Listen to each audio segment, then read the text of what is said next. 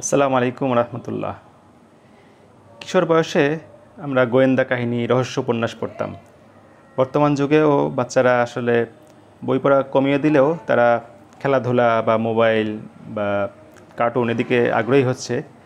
তো বাচ্চাদেরকে পড়ার দিকে ফিরিয়ে আনার জন্য সুন্দর সুন্দর নৈতিকতা সম্পন্ন অ্যাডভেঞ্চার সিরিজ আসলে বাজারে আসা দরকার। তারই একটি প্রচেষ্টা হচ্ছে নীল থাবা বইটি। বইটি প্রকাশ করেছে গার্ডিয়ান পাবলিকেশন এবং বইটি লিখেছেন জুবায়ের হুসাইন। এটা কিশোর রহস্য উপন্যাস বিপু ভাইয়া সিরিজের প্রথম বই। বইয়ের সম্পর্কে পিছনে একটু লেখা আছে, কাহিনীর একটু হিন্টস দেওয়া আর কি। আমি একটু পড়ি। না, তুমি এমন করতে পারো না বিপু, অনুনয় ঝরে পড়লো যেন ঠান্ডার কণ্ঠে। আমি কি করতে পারি আর কি করতে পারি নে সে সম্পর্কে তোমার কোনো ধারণাই নেই মিস্টার ঠান্ডা মিয়া। ও হ্যাঁ, তুমি আমার কাছে নীল সম্পর্কে জানতে চেয়েছিলে না? হ্যাঁ, নীল সম্পর্কে আমি জানি এখন সব কিছু, সব। ওই নীল থাবায় তোমরা অগণিত মানুষের যে সর্বনাশ করে চলেছ তার প্রায়শ্চিত্ত করার সময় চলে এসেছে। এখানে বসে সেই প্রস্তুতি সম্পন্ন করে নাও। তাহলে তুমিও শুনে নাও পিচ্ছি টিকটিকি, আমাদের ক্ষমতা সম্পর্কে তোমার কোনো ধারণাই নেই। এমন কোনো কাজ নেই যা আমরা করতে পারি না। ঠান্ডার মুখটাও কেমন যেন কঠিন হয়ে উঠল। বেশ টানটান উত্তেজনাপূর্ণ রহস্য এবং অ্যাডভেঞ্চারপূর্ণ ডায়লগ মনে হচ্ছে। বইয়ের ভিতরে যে না জানি কত সুন্দর সুন্দর কাহিনী এবং অ্যাডভেঞ্চার রয়ে গেছে। তো কিশোরদের জন্য এটাই আসলে খুব প্রিয়, যে অ্যাডভেঞ্চার, একটু মারামারি, একটু রহস্য, সেটার উদ্ঘাটন, এই মজা, এই বিষয়গুলো আসলে তুলে ধরা দরকার আমাদের সাহিত্যে।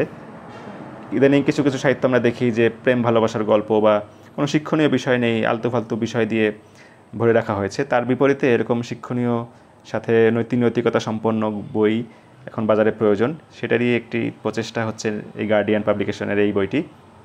এবং এই সিরিজের আরও বই আসছে এবং এর মাধ্যমে বাচ্চাদেরকে সুন্দর নৈতিকতার পাশাপাশি সমাজের বিভিন্ন কর্মকাণ্ড এবং অ্যাডভেঞ্চার, গোয়েন্দাগিরি, মাথা কাটানোর বিষয়, এগুলো তুলে ধরার চেষ্টা করা হচ্ছে। ভিতরে কিছু ইলাস্ট্রেশন ছবির মাধ্যমেও যেন একঘেয়েই না লাগে, কিশোরদের জন্য উপযোগী করে বইটি নির্মাণ করা হয়েছে।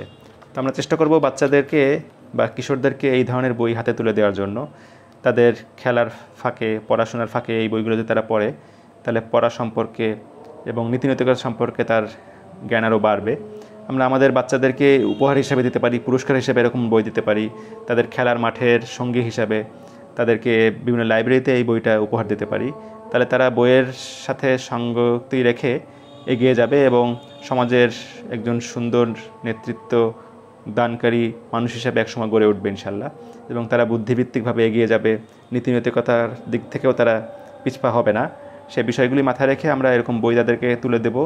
তাহলে তারা ইনশাল্লাহ ভবিষ্যতের নাগরিক হিসাবে এবং আমাদের জন্য সদকা জারিয়া হিসাবে কাজ করবে।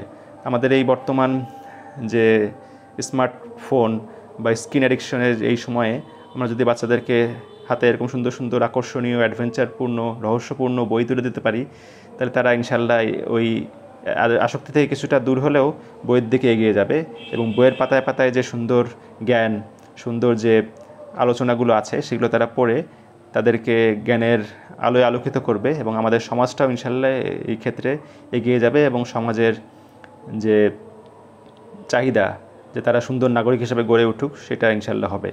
তো আজ এ পর্যন্তই। আসসালামু আলাইকুম ওয়া রাহমাতুল্লাহি ওয়া বারাকাতুহু।